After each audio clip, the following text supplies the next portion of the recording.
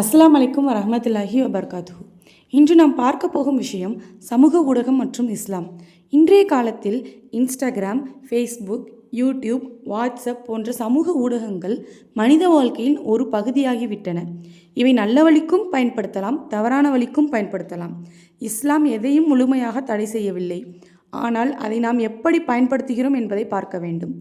நபி ஸல்லல்லாஹு அலைஹி வஸல்லம் அவர்கள் கூறினார்கள், ஒரு மனிதனின் இஸ்லாமின் அழகான தன்மை அவனுக்கு பயனில்லாததை விட்டுவிடுவது. இன்று அனைத்து ஊடகங்களிலும் ஸ்டேட்டஸ் என்ற ஆப்ஷன் உள்ளது. அதில் நிறைய நபர்கள் இசையை பதிவிடுகிறார்கள், பாதுகாத்தவர்களை தவிர. உதாரணத்திற்கு, உங்கள் ஸ்டேட்டஸில் நீங்கள் இசையை பதிவிட்டால் அதை பார்க்கும் ஒவ்வொருவருக்காகவும் உங்களுக்கு பாவம் வந்து சேரும்.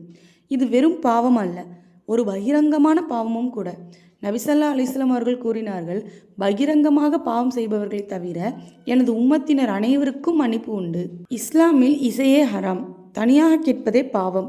இதில் ஸ்டேட்டஸ் என்ற பெயரில் நாம் அனைவரையும் பார்க்க செய்து அவர்களின் பாவத்தையும் சேர்த்து வைத்துக் கொள்கிறோம்.